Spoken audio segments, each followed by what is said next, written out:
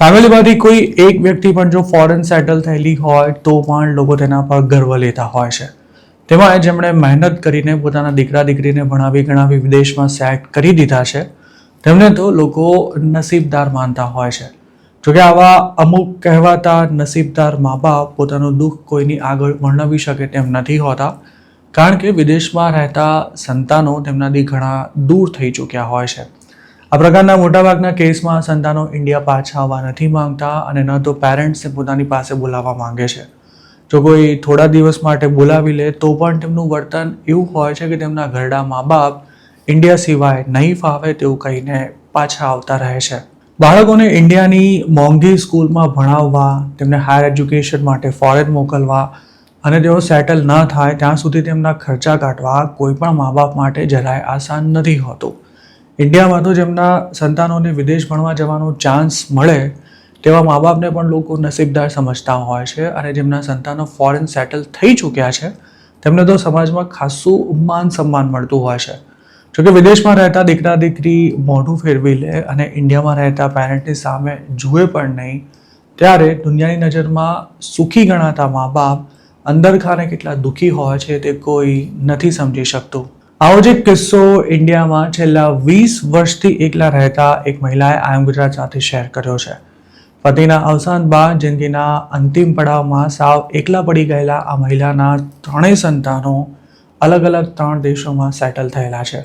શરૂઆતમાં તેમને પણ લોકો નસીબદાર કહેતા હતા, પણ આ પતિ પત્ની જ્યારે પણ પોતાના સંતાનો પાસે રહેવા જતા ત્યારે તેમને એવી લાગણી અનુભવાતી કે તેઓ સાવ એકલા પડી ગયા છે. આ ઉપરાંત સંતાનો પણ તેમની સાથે એવું વર્તન કરતા હતા કે જાણે ઘરડા મા બાપનું આવવું તેમને ન ગમ્યું હોય. દીકરા દીકરી પોતાની જિંદગીની ભાગદોડમાં વ્યસ્ત હશે તેવું માનીને આ સિનિયર સિટીઝન કપલ તેમના અણગમાને ઇગ્નોર કરતું રહ્યું. પણ આજથી 20 વર્ષ પહેલાં જ્યારે આ મહિલાના પતિનું અવસાન થયું ત્યારે તેમને લાગ્યું કે હવે કદાચ દીકરા દીકરી તેમની વ્યથા સમજશે. જોકે પિતાની અંતિમ વિધિમાં ભાગ લેવા ઇન્ડિયા આવ્યા બાદ ગણતરીના દિવસોમાં જ પાછા ચાલ્યા ગયેલા સંતાનોએ ન તો તેમની એકલી પડી ગયેલી માતાની ક્યારેય ચિંતા કરી કે ન તો તેમને પોતાની પાસે રહેવા આવી જવા માટે ક્યારેય આગ્રહ કર્યો. છેલ્લા 20 વર્ષથી આ મહિલા એકલવાઈ જિંદગી જીવી રહ્યા છે. હાથ પગ ચાલે છે ત્યાં સુધી તેઓ પોતાની રીતે બધું મેનેજ કરશે, પણ વધતી જતી ઉંમરને કારણે તેમને ક્યારેક તો કોઈકના સહારાની જરૂર પડશે અને ત્યારે પોતે શું કરશે તેની ચિંતા તેમને ઘણીવાર સતાવે છે. તેમનું એવું પણ કહેવું છે કે જેમના સંતાનો વિદેશ સેટલ થયા છે તેવા ઘણા ખરા મા બાપને પહેલાં તો ખૂબ જ ખુશી થાય છે, પણ જ્યારે સંતાનોના સહારાની જરૂર પડે છે ત્યારે જ કોઈની પાસે તેમના માટે સમય નથી હોતો.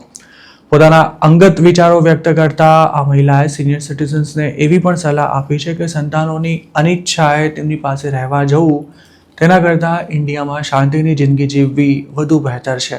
ગુજરાતમાં એવા કેટલાય પરિવારો છે કે જેમના દીકરા દીકરી વિદેશમાં સેટલ થયા બાદ વર્ષોથી ઇન્ડિયા આવ્યા જ નથી.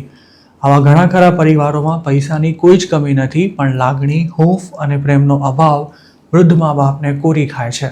આખી જિંદગી જવાબદારીનો ભાર વેઠીને થાકેલા કોઈ પણ સિનિયર સિટીઝન્સને પોતાની જિંદગીના છેલ્લા વર્ષો આરામથી વિતાવવાની ઈચ્છા હોય છે, પણ ક્યારેક નસીબ તેમને સાથ નથી આપતું. એવું નથી કે આવું માત્ર એવા લોકો સાથે જ થાય છે કે જેમના સંતાનો વિદેશમાં સેટલ થઈ ગયા છે. ઇન્ડિયામાં પણ મા બાપથી અલગ રહેતા અમુક દીકરા દીકરી તેમને સમય આપવાનું તો દૂર રહ્યું, સંકટના સમયે પણ તેમની પાસે આવીને ઊભા નથી રહેતા. આ જ કારણે કદાચ વૃદ્ધાશ્રમો હવે ફૂલ થઈ રહ્યા છે. જોકે ઇન્ડિયામાં બીજા સગા સંબંધીઓ જરૂર પડે તરત જ આવીને ઊભા રહે છે, જ્યારે વિદેશમાં તમારી વાત સાંભળનારું કે તમારા આંસુ લૂછનારું કોઈ નથી હોતું.